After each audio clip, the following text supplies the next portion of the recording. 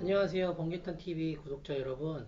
에듀파이어의 사귀어 봅시다를 계속해서 공부하고 있는 이신영 목사입니다. 오늘은 지난 시간에 이어서 소그룹 형성하기에 대한 내용을 조금 더 공부를 해보려고 합니다.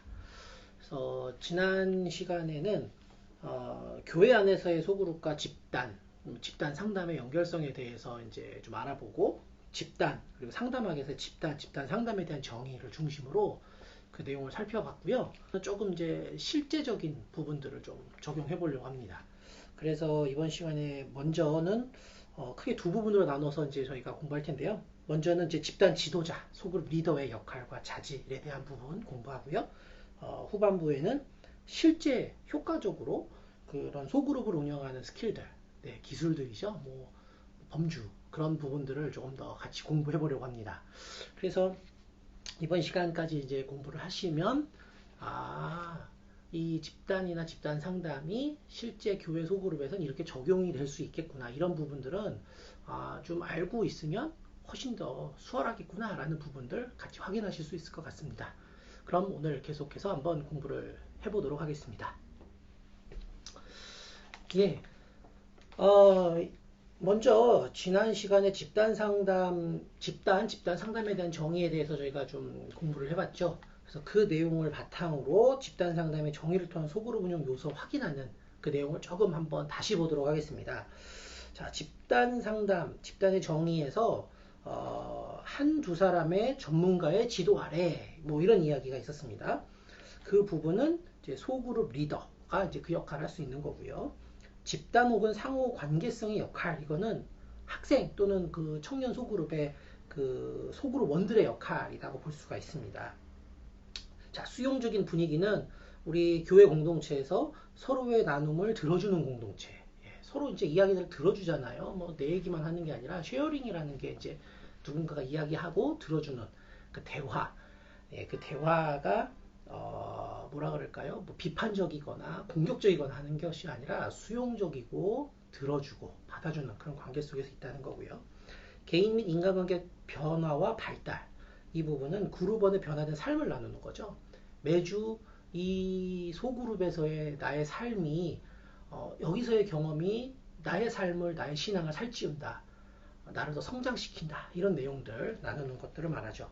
그래서 최종적으로 이 집단 상담이 역동적 대인관계의 과정이다라고 보면 우리 교회 공동체에서의 소그룹은 신앙과 삶의 역동적 관계의 과정이다라고 이제 비교해서 볼 수가 있습니다. 이 내용은 이제 지난주에 공부했던 내용들을 제가 좀 다시 좀 갖고 와서 리뷰를 한 거고요. 뭐 여러 가지 뭐 복잡한 이야기들이 있지만 핵심적으로 진행자 리더와 그 그룹원 그 소속된 그 소속원이 있어야 된다는 거고, 그 안에서의 분위기는 따뜻하고 품어주고 들어주는 분위기여야 한다. 그래서 그 과정이 일방향적인 것이 아니라 서로 주고받는 역동적인 쌍방향적인 과정, 그러한 과정들이 일어나는 것이 집단 상담이고 교회에서의 교회 공동체에서의 소그룹이다 라고 기억하시면 좋을 것 같습니다. 네. 이제 이어서 집단 상담자의 역할에서 배우는 소그룹 리더의 역할에 대한 부분들을 좀 나누려고 합니다.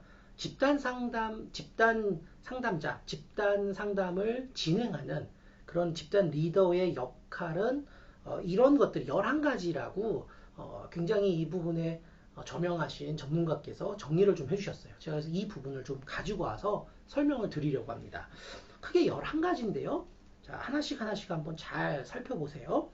첫 번째, 집단 규범을 정한다. 네. 두 번째, 집단을 구조화한다. 자, 규범을 정한다는 것은 뭐 예를 들면 그런 거죠. 누군가가 이야기할 때는 끼어들지 않는다. 뭐 아니면 내가 집단 뭐 이렇게 서로 나눔 쉐어링 하고 있는데 화장실 가고 싶다 그러면 굳이 그걸 말하지는 말고 그냥 조용히 간다. 뭐 이런 규칙들이죠. 이런 규범들을 정하는 게 첫 번째. 두 번째는 집단을 구조화한답니다. 자, 이 구조화한다는 게 뭐 복잡한 이야기일 수 있는데요. 교회 공동체에서는 그거죠. 우리 집단은 어느 교회에 어느 부서에 소속된 어느 나이대가 갖고 어떤 상황에 있는 사람들이 모여서 오늘은 이런 이야기를 한다라는 어떤 큰 틀을 이야기해 주는 거다라고 생각하시면 됩니다. 네, 그래서 세 번째, 집단원들의 모델 역할을 한다. 예, 집단원들의 모델 역할을 하는 것은 예를 들면 이 집단 상담자가 그 소속된 사람이 그 구성원이 어떤 이야기를 뭔가를 할 수 있어요. 난 우리 엄마한테 만약에 내가 우리 엄마한테 예를 들면 내가 엄마한테 이런 거 가지고 많이 속상했는데 엄마한테 이런 말 해보고 싶다. 그러면 엄마가 돼주는 거죠. 집단 지도자가. 그래서 엄마가 돼줘서 엄마한테 하고 싶은 말 있으면 한번 내가 엄마다 생각하고 해봐라. 예, 뭐 이런 형태의 이런 모델 역할을 할 수 있다는 것이고요. 네 번째, 집단의 흐름을 적절히 통제한답니다. 이건 뭐냐면 한 사람이 너무 집중해서 이야기를 많이 하면 그 사람의 발언권을 일부 좀 제재해주고 이야기를 못하고 소외되는 것 같다고 느낀 사람에게 일부러 질문을 던지거나 해서 그 사람도 이 그룹에서의 여러 쉐어링에 참여할 수 있도록 해주는 그런 부분이죠. 자, 다섯 번째, 집단원들을 보호, 격려, 수용한다인데요. 보호, 격려, 수용한다. 이 부분이 뭐냐면 뭔가 그룹이기 때문에 그 안에서 대화가 왔다 갔다 하다가 좀 공격적인 언사가 나올 수 있습니다. 그러니까 행동이나 뭐 말들이 나올 수 있거든요. 그럴 때 그 약자가 되는 사람을 집단 지도자가 보호해 주는 겁니다. 그러니까 앞에 적절히 통제한다라는 그 기능을 이럴 때 이제 사용할 수 있는 거죠. 어떤 사람이 일방적으로 좀 여러 사람이 한 사람에 대해서만 비판적으로 이야기를 한다 그럴 때는 집단 지도자가 그 범위를 벗어나게 한다던가 하는 형태로 할 수 있다는 거죠. 자, 여섯 번째로 집단의 목표 및 세부 계획을 수립한다라고 되어 있는데요. 그 집단이 요거는 뭐 저희 교회 공동체에서는 가능할 수도 있고 가능하지 못할 수도 있을 것 같아요. 뭐 예를 들면은 뭐 그날 주제가 정해질 수 있는 거잖아요. 그 주제에 대한 이야기를 하자라고 이야기를 한다거나. 자, 근데 시간이 다 됐어요. 모임 시간에서 오늘 여기까지 이만 맞춰야 될 것 같다. 그래서 이렇게 리뷰를 해주면서 오늘은 우리가 이런 이야기를 했는데 이런 이야기는 마저 못했고 다음에 시간이 되면 또 하자라는 형태로 이렇게 목표나 세부 계획들을 좀 이렇게 사전에 세워서 얘기해도 좋지만 안 될 때는 마무리하거나 정리할 때 해주시면 좋을 것 같고요. 집단원들을 선별하고 선발한다 이랬는데요. 이거는 뭐 교회 공동체는 이미 집단이 좀 구성되어 있는 상태잖아요. 소그룹들이. 그래서 이거는 크게 여기 해당되는 내용은 아닌데 뭐 대학교에서 보면 가끔 그 게시판에 붙어 있어요. 뭐 발표 그러니까 발표 불안이 있는 사람들은 모여서 뭐 하자 뭐 이런 식으로 이렇게 그러면 이제 그 집단을 하기로 한 상담사 선생님이 신청을 받거든요. 네, 이제 그런 내용인데 사실 교회 공동체에서는 크게 있을 수 있는 일은 아니죠. 근데 가끔 있을 수 있습니다. 본인의 희망에 의해서 신청하는 뭐 여러 소그룹 모임이 있을 수도 있잖아요. 네, 그럴 때는 이제 그런 부분이 있죠. 자, 여덟 번째, 적절한 집단 작업을 주도적으로 실행한다인데요. 예, 이 적절한 집단 작업, 여기 11가지의 내용들을 적절하게 잘 버무려서 실제적으로 집단을 운영하는 걸 말합니다. 그러니까 누군가의 간섭, 누군가의 의지, 누군가의 참견 뭐 이런 게 아니라 집단에 있는 지도자, 소그룹 리더가 자신의 주체성과 자발성을 가지고 그 집단원들을 잘 아울러서 거기서 이야기된 내용들을 함께 나누는 것을 말하는 거죠. 네, 아홉 번째로 관찰 결과를 토대로 집단 과업을 해석한다. 네, 관찰 결과를 토대로 집단 과업을 해석하는데요. 목표나 세부 계획을 수립하고 이제 이야기를 하고 내용을 나누잖아요. 그런데 본인이 이제 참여도 하지만 집단 지도자는 관찰자의 입장, 3인칭, 네, 소설에서는 3인칭, 그러니까 3자, 객관적 입장에서 볼 수 있어요. 그런 내용들을 평가, 마지막 부분에 이렇게 이야기하면서 오늘은 내가 우리 나눔을 이렇게 보니 이런 내용들이 많이 나왔고 이런 내용들은 우리 모두에게 참 다시 한번 생각해 볼 내용이다. 이런 내용들을 이제 이야기해 주는 그런 것들이라고 보시면 됩니다. 10번, 10번째 집단원들의 음성 언어와 비음성 언어에 적절한 반응을 보인다. 예, 뭐 이런 거죠. 누가 슬픈 얘기를 하는데 멀뚱 있는 게 아니고 고개를 이렇게 쭉 빼고 굉장히 이렇게 심각한 표정으로 들어주거나 네, 이런 것들. 아니면 누군가가 하는 이야기에 누군가 독특한 행동을 보여. 막 갑자기 뭐 친구하고 싸우는 얘기를 하는데 누군가 막 부들부들 떤다. 예, 이런 행동들을 한다. 그럼 이제 좀 봐야죠. 뭐냐? 이 사람이 그런 상황을 경험해봤을 수도 있잖아요. 예, 그런 것들을 좀 적절하게 반응을 보이고 이야기를 하는 거죠. 그래서 그런 행동을 보인다 그러면 오늘 지금 B는 A가 말할 때 뭔가 좀 느껴지는 게 있었나 본데 굉장히 힘들어하고 불편해하는데 뭐 이 얘기하고 비슷한 경험이 있니? 뭐 이런 식으로 반응을 하는 거죠. 네, 11번째입니다. 11번째, 집단의 상호작용을 면밀히 관찰하여 시의적절하게 의미 있는 반응을 보인다. 네, 지금 제가 말씀드린 이런 과정들 있죠? 그래서 이런 비음성어나 이런 행동을 보고서 이렇게 이야기를 하는 거죠. 이런 거 같은데 혹시 이런 경험이 있나? 이런 경험에 혹시 이야기해 줄 사람이 있어요? 아니면 지금 이렇게 힘들어하는 이 친구한테 뭐 지금 B가 이렇게 다시 이제 A한테 뭐 위로를 해주거나 이렇게 해줄 수 있어요? 뭐 라는 이런 적절한 반응들을 해주는 것을 그런 것들을 의미합니다. 네, 이 집단 상담자 역할에서 배우는 소그룹 리더의 역할을 이제 조금 더 제가 정리를 해봤어요. 교회학교 교사와 청년 리더에게 적용해서 해보는 거죠. 자, 교회학교 교사들은 이 11가지 중에 6가지 정도가 이렇게 적절하게 적용되면 좋을 것 같고, 청년 리더는 5가지 부분, 뭐 제가 이렇게 좀 정리를 해봤는데요. 교회학교 교사의 경우에는 나눔 시간의 규칙을 정하는 겁니다. 그래서 한 사람만 막 10분씩 말하는 게 아니고, 뭐 1분씩 1분씩 1분씩 5명이 돌아가면서 이야기를 해라. 나눔의 범위, 그러니까 우리 아이들은 뭐 갑자기 3첩보로 빠지는 경우도 있을 수 있거든요. 그러니까 딱 요거에 관련된 이야기들 중심으로 이야기를 해라 라고 정해주는 거고요. 그리고 이제 뭐 모델링 될 수 있는 교사가 되는 거죠. 그래서 뭐 학생이 나는 이런 친구들의 말을 듣고 싶다 이런 얘기 하면은 선생님이 그런 얘기도 해주시기도 하고요. 지도와 나눔의 균형을 적절히 나눠야 됩니다. 이 학생들은요, 선생님들이 이게 동등된 입장에서 상담도 해야 되지만 교회 학교에서는 뭔가 가르쳐야 되는 부분이 있으면 교육도 해야 되는 그런 부분이 있거든요. 그래서 이 지도와 나눔의 균형을 적절히 맞춰서 이야기를 해주셔야 됩니다. 너무 지도만 하시면 꼰대가 되는 거고, 너무 나눠주시면 이 학생들이 선생님으로서의 권위를 세워주지 않을 수 있죠. 네, 그러니까 이런 부분이 참 어려운 부분인데 이런 부분을 적절히 좀 해야 할 필요가 있을 것 같습니다. 학생들의 비언어적 행동에 주의를 기울여야 합니다. 네, 학생들은 말 안 하거든요. 잘 말 안 해요. 말 안 하고 그냥 말 안 해버리고 딴짓하고 그럴 때 있거든요. 근데 그게 다 의미가 있는 행동일 수 있습니다. 그래서 그런 부분들을 잘 체크해 주셔야 될 것 같고요. 6번째, 학생들이 작은 부분에도 필요에 따라 적절히 반응을 해주셔야 되는데 학생들이 사실은 10 정도로 과하게 이야기하고 싶은 것도 소심해서 2, 3 정도로밖에 이야기 안 하는 게 있어요. 근데 2, 3 정도의 느낌밖에 안 되는 것도 과하게 10으로 부풀려서 말하는 경우도 있는데 이런 부분들을 적절하게 필요에 따라 반응을 해주셔야 된다는 점입니다. 자, 청년 리더 같은 경우에는 이렇게 적용하면 어떨까 싶어요. 나눔의 규칙과 방법, 범위를 설명하고 이해시키기. 이거는 이제 교회학교 선생님들하고 비슷한 이야기입니다. 근데 청년들은 이제 뭐라 그럴까요? 자기가 스스로 자신을 어느 정도 제어할 수 있는 능력들이 있기 때문에 이런 규칙들을 알람을 해주면 되죠. 누가 이야기가 막 계속 길어지면 저기 집단 그 청년 리더가 그래 너 그렇게 생각했구나. 근데 그 얘기를 들으면 이 얘기를 아주 기술적으로 돌리는 거죠. 너 이 얘기를 지금 누구는 어떻게 생각하고 있는지 한번 물어볼까? 한번 들어보자. 뭐 이런 식으로. 네. 함께 성장하는 리더로서 삶을 나누는 겁니다. 그러니까 청년 리더들은 뭔가 교육적이나 지도적인 입장보다는 같은 수평적인 관계에 있는 경우가 많거든요. 그러니까 나도 너희와 비슷한 삶의 경험과 그런 상황 속에 있다라는 걸 이렇게 꾸준히 나눠주는 게 또 필요하겠죠. 세 번째로 그룹원들의 삶에 주의를 기울이고 리더로서 적절한 거리를 두며 도울 방법을 찾는다. 너무 빠져드는 경우 있습니다.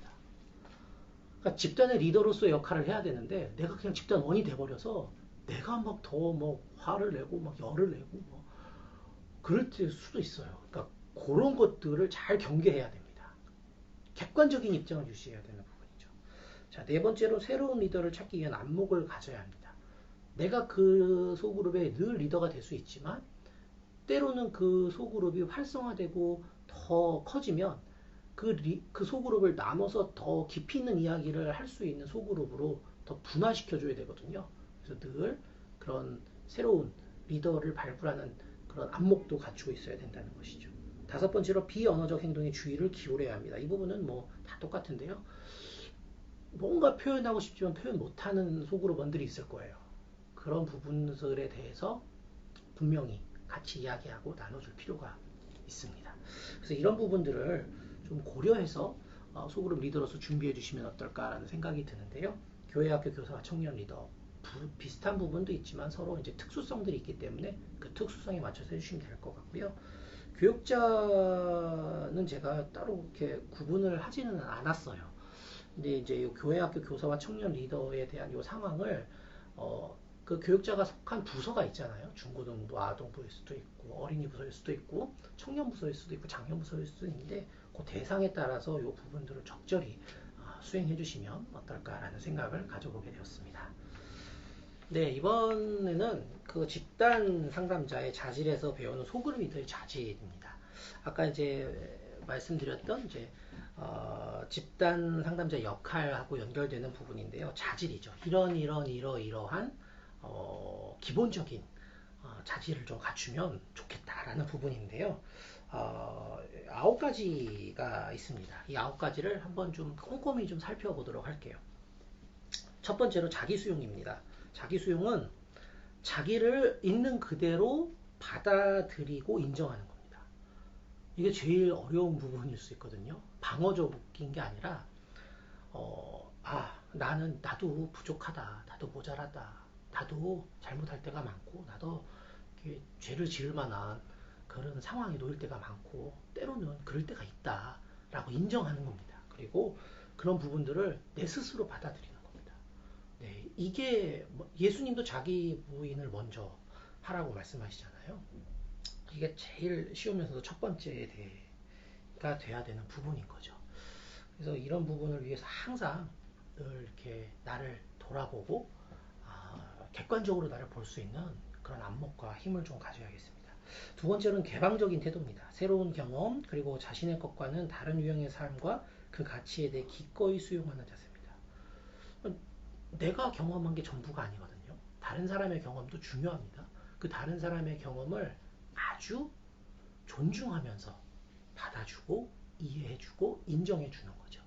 그게 쉬울 것 같지만 사실 이렇게 나이가 들면 들수록 자기 고집이 이제 세지고 경험이 많아지니까 내가 경험한 게 전부인 것처럼 느껴질 때 있거든요. 그래서 이 부분도 개방적인 태도를 좀 가지고 있어야 합니다. 설사 나중에 내가 좀 불편함이 있더라도 리더라면 그런 거를 좀 이제 충분히 감안할 만큼 또 필요하겠죠. 이 타인의 복지에 대한 관점. 세 번째로 타인의 복지에 대한 관점입니다. 집단원을 비롯한 주변 사람의 안녕과 행복한 삶을 영위할 수 있도록 배려하는 마음을 기꺼이 보살피는 행동으로 나타내는 거. 사람이 좀 관심이 있어야 된다는 거예요. 그래서 지난번에 진로에서의 그 홀랜드 6가지 흥미 유형 중에 사회형에 많이 해당하는 부분이겠죠. 근데 뭐 내가 그런 게 없더라도 리더가 된다 그러면 사람의 관심이 좀 있어야 됩니다. 예. 그래서 그 사람 기능적으로만 대하는 것이 아니라 존재로서 대할 수 있는 이 사람의 정서와 감정도 내가 좀 살피고 헤아릴 수 있는, 그러니까 그 사람보다 좀 내가 넓고 큰 마음을 가졌다라는 그런 마음가짐과 자세로 그런 사람들을 좀 만나야 할 필요가 있죠. 네 번째는 유머 감각입니다. 치료적으로 유의한 측면에서 집단원들에게 웃음을 안겨줄 수 있는 말이나 행동을 할 수 있는 능력, 기술, 기법 혹은 개입 방법이라기보다는 개인적인 특성에 가깝다라고 이야기하는데요. 뭐든지 진지하게만 할 수는 없어요. 네. 이게 너무 진지하면 굉장히 분위기가 무거워지잖아요. 그래서 이게 진지한 얘기도 필요하지만 가끔씩 이렇게 유머스럽게 이야기를 넘기고 이야기를 화제를 전환시키고 할 수 있는 그런 부분도 좀 필요합니다. 다섯 번째로는 자발적인 모범입니다. 집단원들의 행동 변화를 위해 바람직한 행동의 모델 역할을 담당하는 겁니다. 그러니까 예를 들면 뭐 그런 거죠. 나는 내 동생이 이랬으면 좋겠다. 그러면은 그 원하는 동생의 모습을 집단 리더가 한번 보여주는 거죠. 네. 그래서 그때의 느낌이 어떤지 그런 모습을 봤을 때에 그 동생이 좀 이랬으면 좋겠다는 기대를 가졌던 그 사람의 마음은 어떤지 한번 이야기를 나누고 하는 그런 과정들입니다. 그리고 그런 모습들을 좀 주기적으로 보여주면서 그런 경험들을 해볼 수 있는, 자신이 원했던 사람의 모습을 경험해 볼 수 있는 그런 기회를 좀 부여하는 것이죠. 자, 여섯 번째로 공감적 이해 능력입니다. 이 공감이라는 게 감정을 공유하는 걸 말합니다. 여기서의 공감은요. 상대방의 감정을 함께 경험하고 나누는 것을 말하는데, 자, 공감적 이해라는 것은 집단원의 감정을 함께 느끼고 이해한 것을 언어 및 비음성 언어로 나타내는 것. 네. 그러니까 저 사람이 슬픈 이야기를 하면 나도 슬픔이 느껴지고 얼굴에서 슬픈 표정이 느껴지고 때로는 눈물까지 나오는 네, 이런 공감적인 어, 그 경험이 나눠져야 된다는 거죠. 네.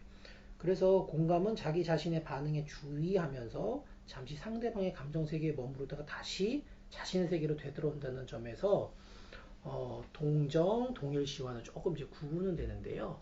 뭐냐면 그냥 동정하고 동일시하는 거 거기에 혹 빠지는 거고요. 공감은 거기에 빠졌다가 다시 내 자리로 나오는 겁니다. 이게 어렵긴 하죠. 근데 리더가 거기에 확 빠져버리면 그 소그룹의 그 이야기들, 집단의 그 이야기들이 진행이 될 수가 없어요. 그러니까 빠질 수 있지만 다시 객관적인 자리로 내가 스스로 나올 수 있어야 합니다. 너무 거기에 빠져버리면 다른 집단원들은 아무것도 할 수 없고 속수무책이 되는 거죠. 네. 그래서 이 공감적 이해 능력이 굉장히 좀 어려운 부분이죠. 이런 부분 때문에 상담사들이 그렇게 오랜 시간 동안 훈련을 받고 상담을 공부하고 상담사로서 여러 가지 훈련들을 받는 게 아닐까요? 네. 자, 심리적 에너지입니다. 집단은 개개인을 이해하고 그들의 욕구를 충족시키기 위해 활용되는 역동적 자원입니다. 네. 집단원도 사람이기 때문에 자기의 심적인 욕구가 있어요. 그래서 그런 것들을 어, 무엇인지 집단 리더가 발굴해내고 찾아내고 읽어주고 그것에 반응해주고 이런 과정들이 필요하다는 것이죠.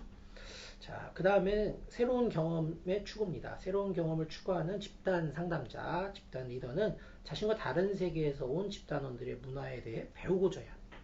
네, 다르다고 몰라 이러는 게 아니라 그런 경험 그럴 수 있구나 라는 마음으로 그 얘기를 경청하고 그것과 같은 생각을 한번 해보고 네, 그런 과정들이죠.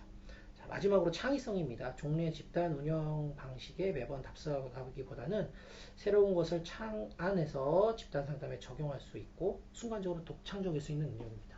그러니까 교과서에 이렇게 되어 있고 이렇게 하라 그랬다 해서 꼭 그렇게 하는 게 아니고 이게 나의 그룹원, 내가 속한 이 그룹원들에게 효과적이면 그것을 더 깊이 할 수 있는 자신만의 새로운 그런 관점과 시각이 있어야 되고 그런 것들을 할 수 있는 힘이 있어야 된다는 것이죠. 그래서 남이 하는 게 전부 좋은 게 아니고 내가 찾아내서 해볼 수 있는 그런 힘과 의지를 갖는 것이 또한 중요한 집단 지도자, 집단 상담자의 자질이기도 합니다.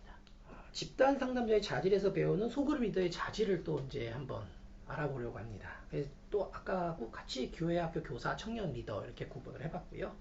자, 교회학교 교사는 자기 수용 이게 필요하고 유머 감각을 포함한 개방적인 태도. 네, 좀 아이들은 웃겨야 돼요. 뭐 재밌게 해줘야 됩니다. 재미없으면 안 듣습니다. 자, 그리고 모범적인 신앙생활. 그러니까 선생님이 아이들한테 뭐라 하시기 전에 선생님이 먼저 자세가 돼야죠. 그러니까 선생님이 아이들한테는 예배를 잘 드리라고 하면서 선생님들은 막상 아이들 예배 시간에 밖에 나가 계시고 그러면 안 돼요. 아이들하고 똑같은 자리에서 똑같이 예배 드리고 그날 교역자, 목회자가 설교하는 그 내용을 잘 듣고 그 내용을 바탕으로 아이들에게 성경 공부를 가르칠 수 있는 네, 이런 신앙생활이 필요하고요. 공감적 이해 능력 뭐 당연히 중요하죠. 제일 어렵다고 말씀드렸지만 그리고 이제 이 지원자 그러니까 요 학생들 입장 관점에서 좀 접근을 해야 됩니다. 상황들을. 네, 그리고 가능성에 대한 높은 관심. 학생들은 어떻게 될지 몰라요. 이 아이가 지금은 뭐 이렇게 장난을 치고 말썽을 부리지만 이 아이가 어떻게 될지 모르잖아요. 그러니까 그 아이가 가지고 있는 가능성에 집중하면서 높은 관심을 좀 가져주시고 창의적 소그룹 운영 능력입니다. 목회자가 교역자가 전도사님이 성경 공부 이렇게 하세요 그랬다고 그 교환 그대로 100% 맞춰서 하는 게 아니라 우리 아이들은 이렇게 하는 게 더 효과적이라면 10에서 20% 정도는 선생님이 아이들에 맞춰서 좀 바꿔주실 수 있는 융통성도 있으면 좋겠습니다. 네. 그러니까 뭐 오늘은 뭐 성경 공부 해야 돼 그거보다는 이 내용을 이렇게 하면 내용은 효과적으로 전달하고 아이들이 자기 이야기를 많이 할 수 있겠구나 라는 뭔가 선생님만의 노하우가 생기신다면 그거를 적절히 사용하시라는 거죠. 네. 청년 리더입니다. 청년 리더도 자기 수용은 필수입니다. 그리고 유머 감각으로 개방적인 태도도 필요하죠. 자, 청년 리더들은 타인의 복지에 대한 관점이 있어요. 다른 사람들, 그러니까 사람에 대한 관심이 있어야 돼요. 그래서 우리 소그룹원 중에 누가 어려움이 있다. 그런 부분들을 티 나지 않게 리더들은 알고 그 부분들에 대한 기도 요청을 교육자에게 하고 그 소그룹원을 위해 항상 기도하면서 보이지 않게 도와주는 그런 부분들이죠. 공감적인 이해 능력 당연히 필요하고요. 그리고 청년 리더는 동반자적 관점입니다. 나도 청년이고 청년 소그룹원도 청년이에요. 뭔가 내가 뭐 이렇게 권위적인 위에서 뭐 전능한 위치에서 그런 위치가 아니죠. 그렇기 때문에 동반자적인 관점에서의 접근이 중요하고요. 상호 존중과 역지사지의 이해입니다. 나보다 어리다 그래서 뭐 동생이니까 뭐 함부로 하는 게 아니라 늘 존중하면서 얘 입장에서는 그랬겠구나. 1, 2년 차이지만 이렇게 느끼겠구나 라는 것들 한번 이해해 주시고요. 창의적인 소그룹 능력도 교회학교 교사만큼이나 청년 리더들에게도 필요한 부분입니다. 건강한 소그룹 리더의 역할과 자질을 제가 한번 다시 정리를 해봤습니다. 자, 첫 번째, 맺고 끊음이 명확한 리더입니다. 개입할 건 개입하고, 그렇죠? 누군가의 이야기를 들어줄 때는 충분히 젖어서 들어주고, 이런 것들이 명확해야 될 것 같고요. 두 번째로 상대를 고려하고 존중하는 리더입니다. 넌 나보다 어리니까 이렇게 무시하는 게 아니고요. 그런 생각을 하고 있었구나. 너는 그렇게 생각할 수 있겠구나. 라는 마음으로 고려하고 존중하는 리더. 세 번째로 미래를 고려하고 반응하는 리더입니다. 어떻게 바뀔지 모르거든요. 우리 구로원들, 우리 그 학생들이 어떻게 바뀔지 모르거든요. 그 미래가 어떨지 모르기 때문에 그것을 고려하고 반응하는 겁니다. 내가 이런 반응에 이 아이가 더 큰 영향을 받을 수 있겠구나. 라는 그런 부분들이죠. 그런 것들을 이 세 가지가 제가 보기엔 교회에서의 건강한 소그룹 리더가 해야 하는 역할과 자질이 아닐까 싶습니다.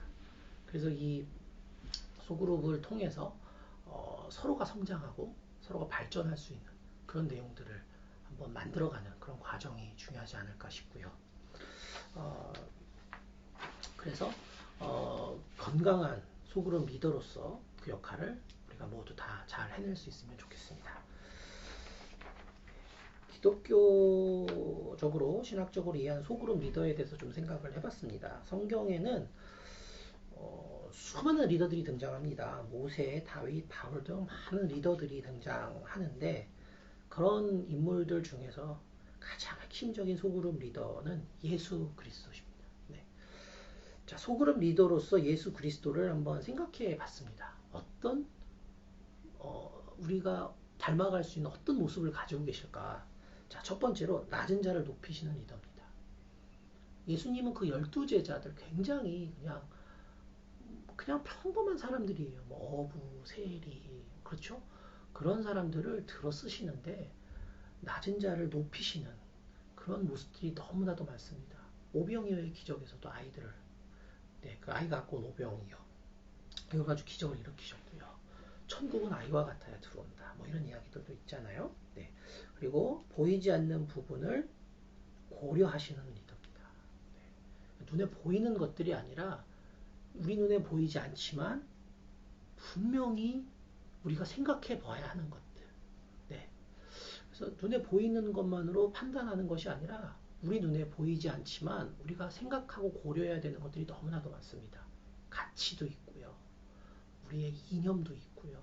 생각도 있고요. 여러 가지 있는데 이런 것들을 충분히 고려하시는 리더로서의 예수 그리스도의 모습.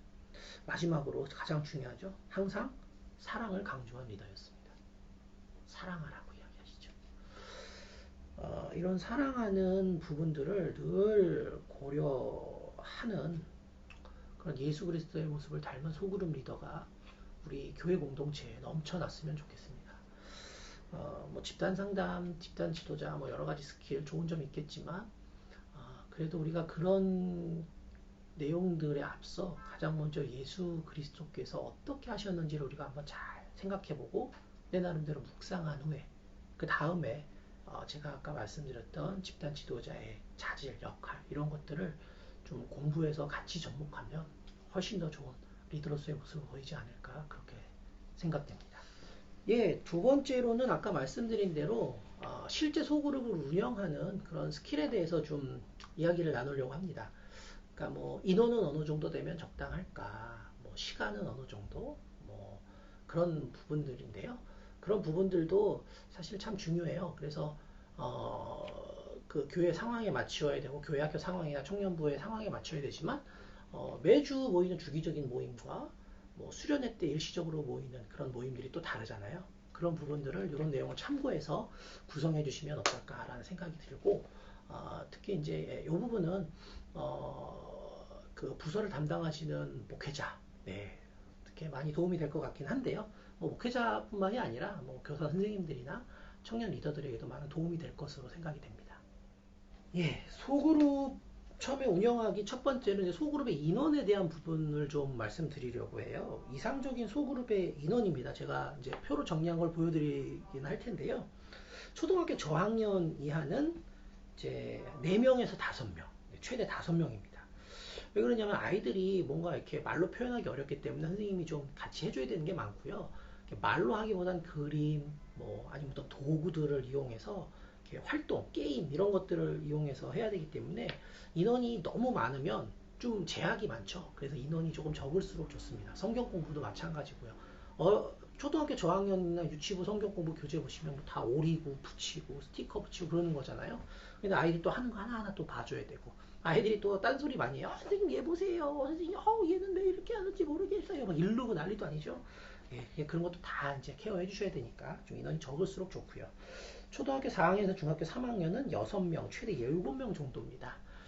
요 6명에서 7명이 이 선생님들이 딱 아이들이 어떻게 뭐 어수선하거나 이런 것들을 딱 한눈에 볼 수 있는 그런 선이실 거예요.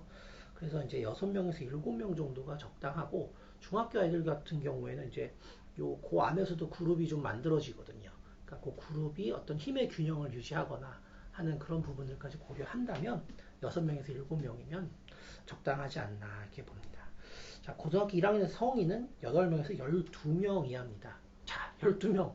뭔가 느껴지지 않으세요? 예수님도 12제자였습니다. 그걸 생각하세요. 고등학생 이상 성인은 12제자. 예, 그게 한 그룹이면 적당하다는 이야기입니다.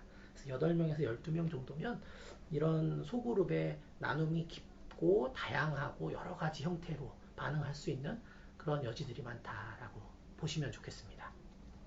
예, 다음에는 한번 이제 소그룹의 총 모임 횟수에 대해서 한번 보려고 합니다. 이상적인 소그룹의 회기수는 모임 횟수는 사실 일주일에 한 번 모이는 게 제일 적당합니다.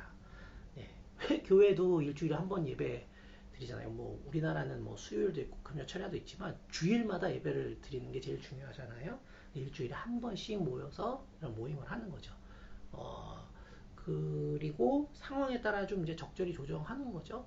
그래서 뭐 교회가 뭐 수요 예배 있고 주기적인 모임들이나 이런 게 있는 것처럼 그게 다 이제 이유가 있는 거라고 보시면 돼요.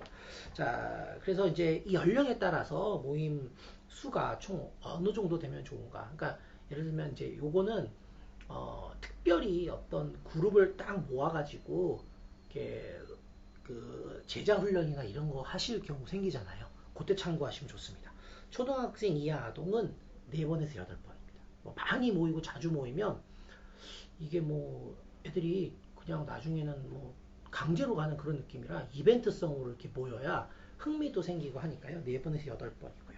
중학생은 8번에서 10번. 네. 8번 정도는 뭐 가능한 것 같아요. 10번은 조금 요즘은 좀 무리일 수 있죠. 뭐 학교 다니고 학원들 다니니까요. 고등학생에서 대학생은 10번에서 15번. 자, 한 학기가 보통 대학에서의 한 학기가 16주입니다. 네, 16주. 그래서 중간고사, 기말고사 포함해서 16주 이렇게 많이 운영되거든요. 그러니까 그거 생각하시면 좋고 그래서 이제 학기제로 운영하면 적절할 수 있습니다. 성인은 최소 10회에서 최대 20회 이상 뭐 계속 해도 됩니다. 근데 이제 중요한 거는 일주일에 한 번이고요. 시간은 좀 정하실 필요가 있어요. 횟수가 좀 길어지겠다 싶으면 모임의 시간을 좀 짧게 횟수가 모이는 횟수가 좀 적다 싶으면 모이는 시간을 조금 길게 이렇게 가져주시는 것도 방법이에요. 그래서 집단마다 좀 다른데요. 집단 상담이 어떤 거는 마라톤이라고 해서 이틀 하루 8시간씩 이틀 하는 것도 있고요. 어떤 집단은 일주일에 한 3시간에서 4시간씩 뭐 4주 이렇게 모이는 것도 있고요. 뭐 다양합니다. 그래서 이거는 구성하기 나름인데요.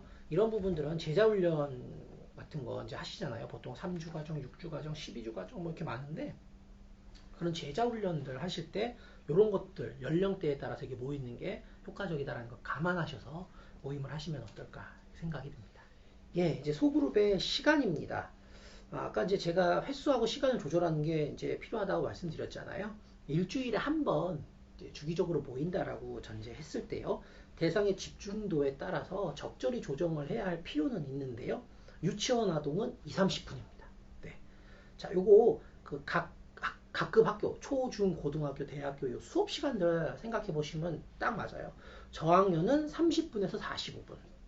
네, 30분도 아이들이 할까요? 네, 고학년은 45분에서 60분, 네, 중학생은 60에서 90분, 고등학생은 90에서 120분, 대학생 성인은 120분입니다.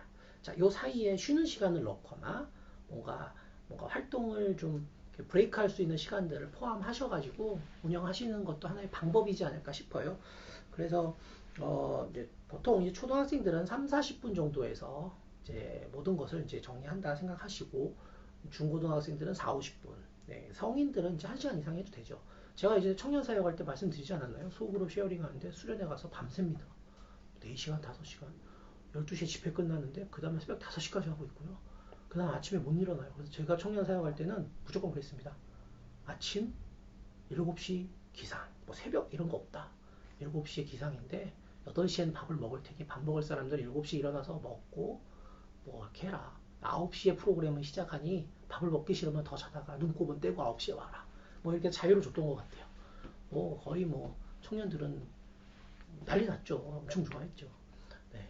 근데 나중에 청소년 사역도 저는 그런 식으로 했던 것 같아요. 굳이 뭐 새벽에 뭐 하지 않고 그냥 그 수련회라는 것 자체가 요즘 친구들한테는 거의 자유를 만끽하는 시간 아닐까요? 그러니까 충분히 들을 수 있고 거기서 대인관계로 교제할 수 있도록 그렇게 해줬던 것 같은데요.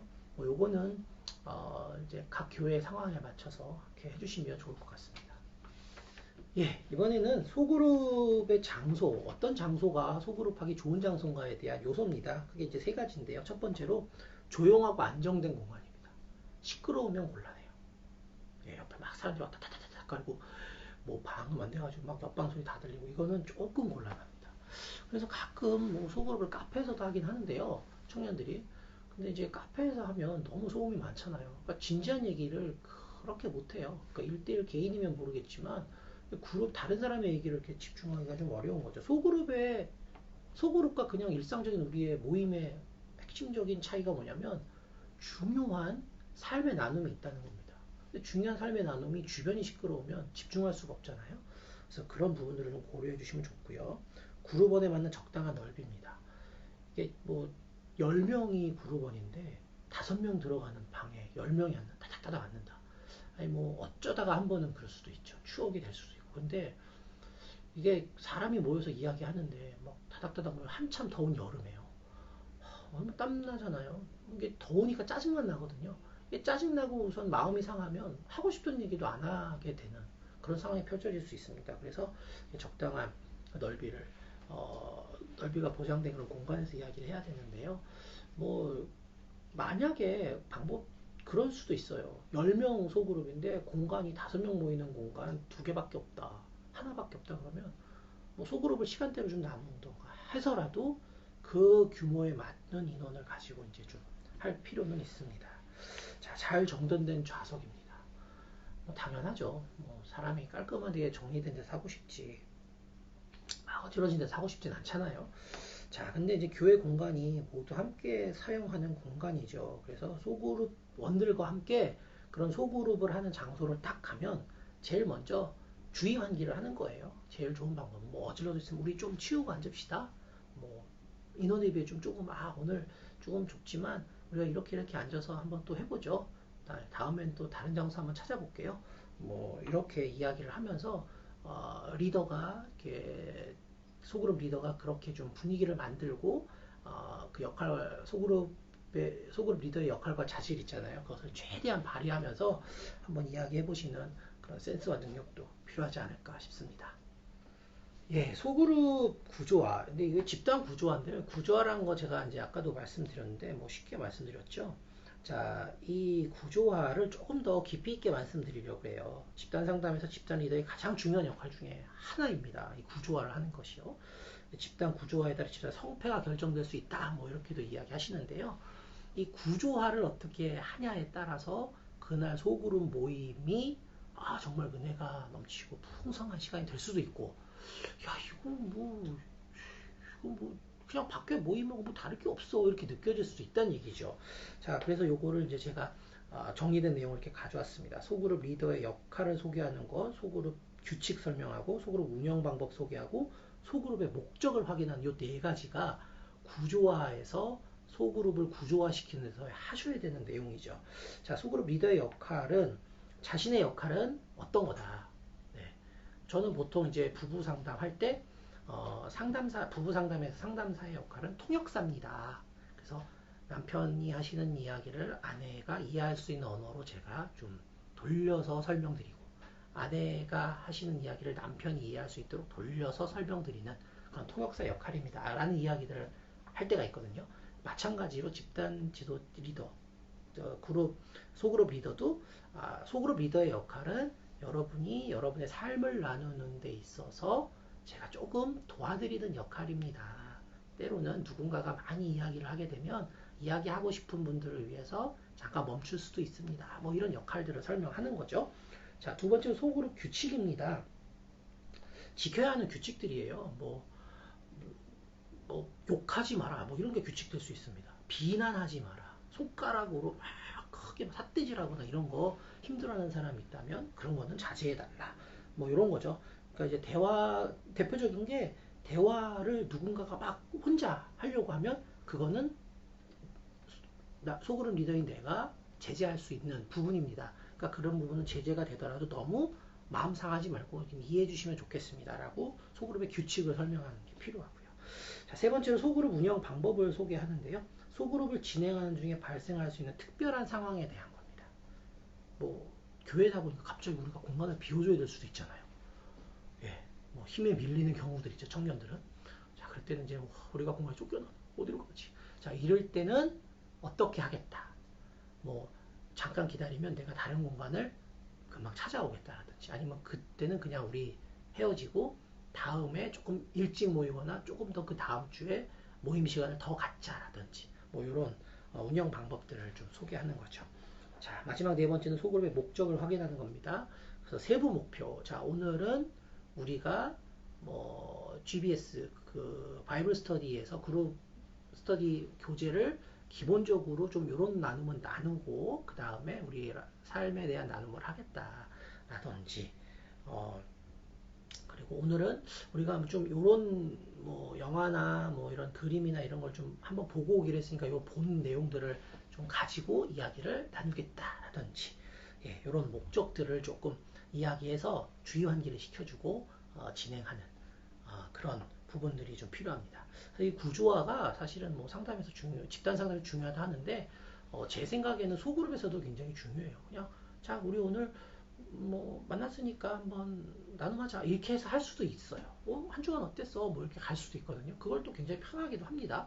근데 때로는 뭔가 그런 주제를 갖고 이야기해야 되는 시기가 있잖아요. 부활절, 성탄절 뭐 이럴 때는 뭔가 좀 그런 주제를 가지고 이야기해야 되는 상황도 있기 때문에 이런 부분들을 또 고려하고 감안해서 할 수 있었으면 좋겠습니다. 소그룹을 이제 다시 시작하는 경우가 있어요. 중간에 중단되고 아까 이제 뭐 누가 와서 장소 옮긴다거나 아니면은 이제 이전 모임에서 다 못한 얘기가 있거나. 네. 그래서 이때 소그룹을 다시 시작할 때는 집단의 소그룹 리더가 우리 지난번에 이런 얘기를 했었는데 그거 다 못했던 것 같다. 누가 한참 막 그 얘기를 이렇게 뜨겁게 얘기해주고 있었는데 그 얘기를 못 들었던 것 같은데 혹시 그 얘기에 대해서 더 할 얘기 있냐? 뭐 이런 식으로 해서 지난 시간에 완성되지 못한, 해결하지 못한 사항들에 대한 이야기들을 좀 나눠주는 게 필요합니다.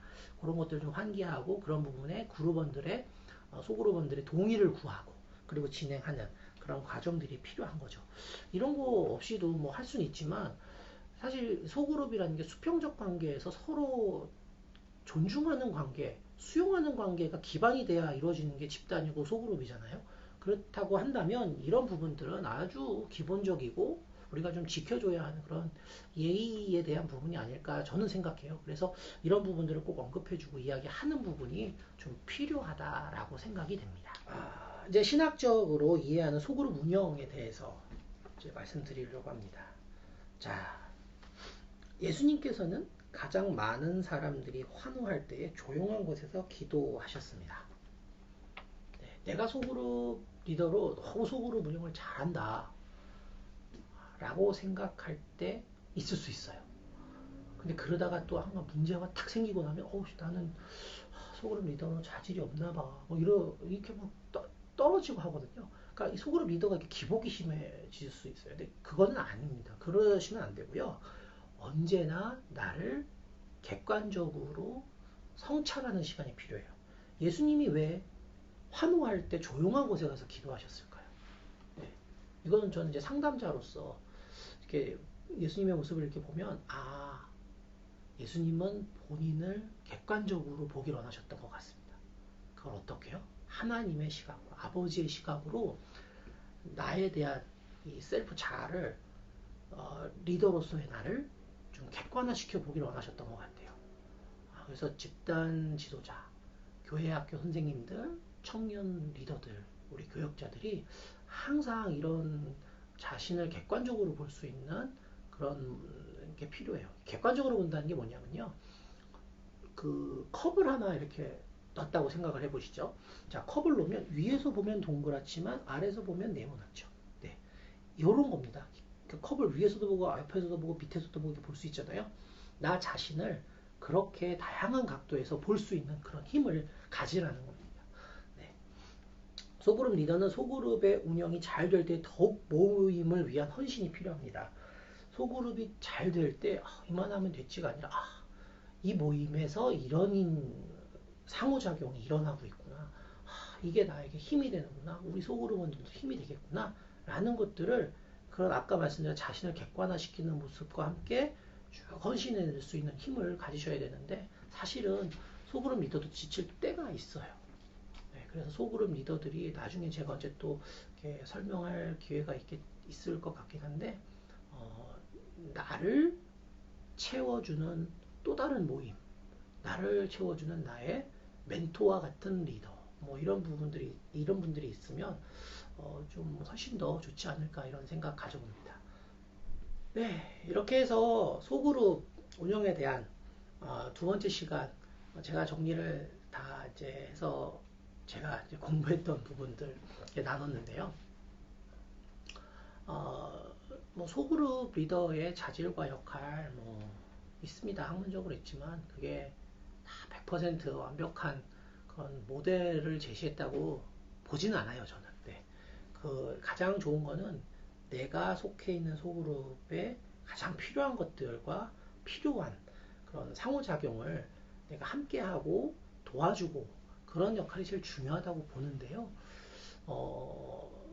기존에 좀 우리의 모습, 교회학교 교사로서, 청년 리더로서, 목회자로서 나의 모습은 어땠는지를 한번 돌아보는 시간이 되었으면 좋겠습니다. 아까 제가 말씀드렸던 것처럼 예수님이 가장 그렇게 환호받을 때 조용한 곳에 가서 기도하시는 게 객관화시키는 과정이었지 않겠냐 말씀드렸잖아요.